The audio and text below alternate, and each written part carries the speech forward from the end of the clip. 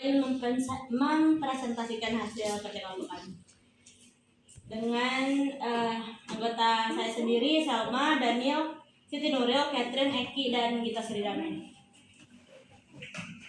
Adapun pengertiannya di sini yaitu analisis jaringan sosial atau social network analisis adalah sebuah metodologi untuk mempelajari struktur sosial yang terbentuk dari hubungan dan interaksi antar individu, kelompok, atau organisasi. SNA membantu memetakan dan memahami pola komunikasi, aliran informasi, dan peran aktor-aktor kunci di dalam jaringan tersebut. Untuk datanya sendiri, variabel yang kami gunakan yaitu pertama kepuasan pelanggan, pelayanan, omset, dan income. Untuk data penilaian diperoleh melalui penilaian responden.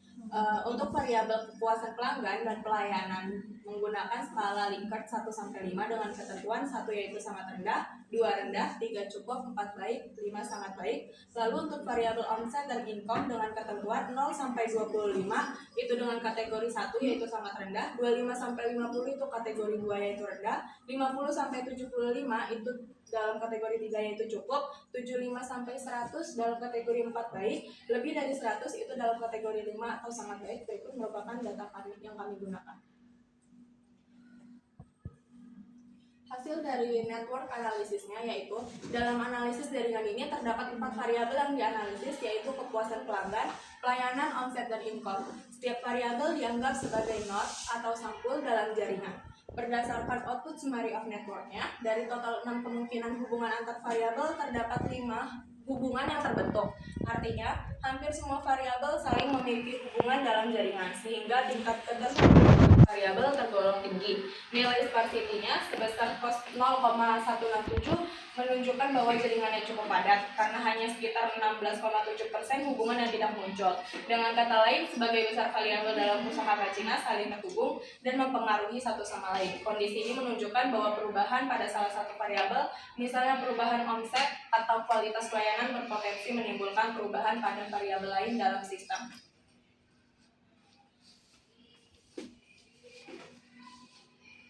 Lalu hasil centrality menunjukkan bahwa omset memiliki pengaruh yang paling besar dalam jaringan dengan nilai breadwinness yaitu 1,500, closeness-nya yaitu 0,383, strength-nya yaitu 1,175, serta expected inflows-nya yaitu 1,270.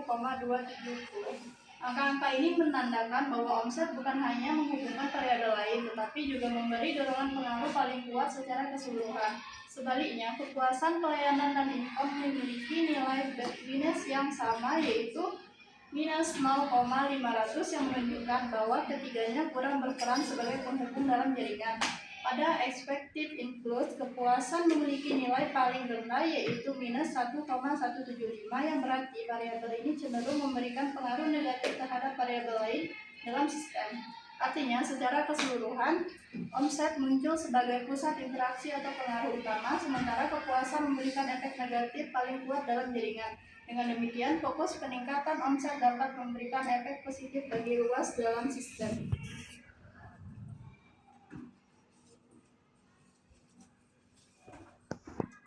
Hasil analisis jaringan menunjukkan bahwa pelayanan memiliki pengaruh langsung yang cukup kuat karena berhubungan positif dengan kepuasan pelanggan dan omset, meskipun berdampak negatif terhadap income.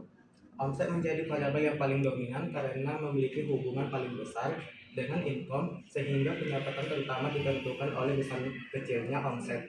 Sementara itu, kepuasan pelanggan hanya dipengaruhi oleh pelayanan dan tidak memiliki hubungan langsung terhadap income. Secara keseluruhan, omset muncul sebagai pusat pengaruh utama dengan pelayanan sebagai faktor pendorong penting, sedangkan variabel lain berperan lebih lemah dalam struktur jaringan.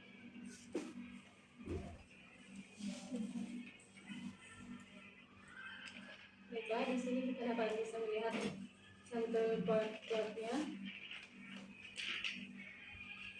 dan di mana breadwinness-nya itu menunjukkan seberapa besar suatu variabel menjadi jembatan yang menghubungkan variabel lain di dalam jaringan. Atau omsetnya bisa dilihat 1,500 memiliki nilai breadwinness yang tertinggi, artinya omset menjadi penghubung paling penting dalam jaringan.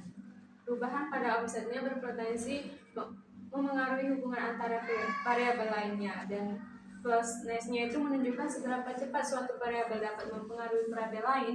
Dalam jaringan omsetnya itu 0,838 memiliki nilai closeness-nya itu tertinggi, artinya omset memiliki posisi paling sentral dan dapat dengan cepat memengaruhi variabel lainnya. Baru track-nya itu adalah total kekuatan hubungan langsung suatu variabel dengan variabel lainnya. Omset memiliki kekuatan hubungan paling besar dengan variabel lain, diikuti oleh income dan pelayanan, sementara kepuasan pelanggan menjadi yang paling rendah. Expense-nya itu influence-nya itu melihat pengaruh bersih dari suatu variabel dengan memperhitungkan arah hubungan antara positif atau negatifnya.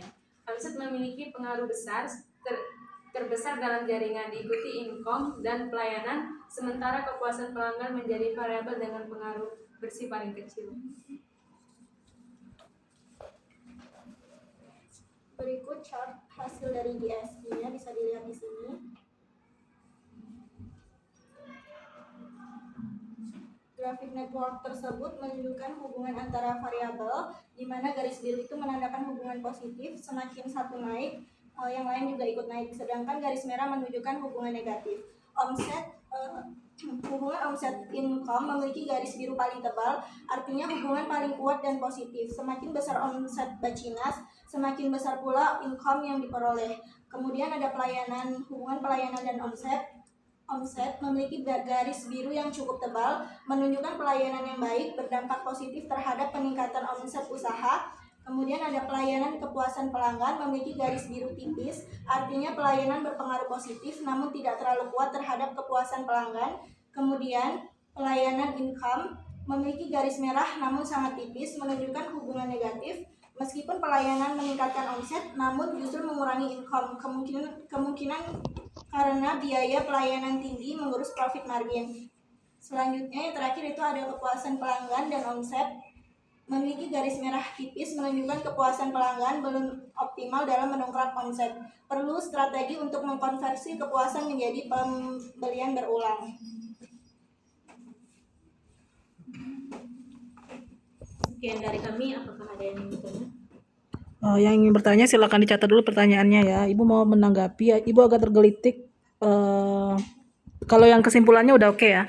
Coba ke slide yang sebelum ada network grafik yang ini, sebelum ada apa namanya? Networknya itu, sebelumnya lagi. Nah, di sini atas lagi, mungkin sebelum hasil output. Kepuasan memberikan, coba lihat.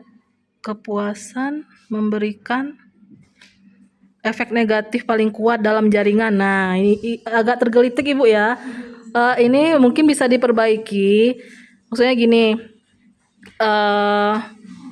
semua aspek lain, variabel-variabel lain dalam jaringan itu perlu ditingkatkan agar kepuasan pelanggan meningkat. Lebih tepatnya seperti itu. Karena kalau seperti ini berarti kayak yang menyalahin kepuasan pelanggan tidak puas, yang disalahin pelanggan gitu ya. Nah, jadi kurang tepat. Anda kalau dalam bisnis seperti itu silakan nanti diperbaiki. Kalau yang untuk ininya sudah ngikutin ya, coba lihat datanya, ini udah oke, udah tidak mengulangi kesalahan kelas R2, udah oke, dalam bentuk ordinal semua ya, record semua oke. Ini udah bagus, nilainya di 90-an. Kalau masih mau merevisi yang tadi yang Ibu sampaikan, paling dikit itu kesalahannya ya. Boleh direvisi, nanti dikumpul Jumat. Ananda mau jam berapa Jumatnya? Jam 12 berarti ya, jam 12 malam. Kumpulkan di grup dalam bentuk PDF PPT ini ya, perbaikannya, karena kan ini kan tidak dikonversi ke artikel. Jadi silakan PPT-nya aja yang dikumpul sebelum jam 12 malam di hari Jumat. Mungkin itu dari Ibu. Applause buat kelompok 2.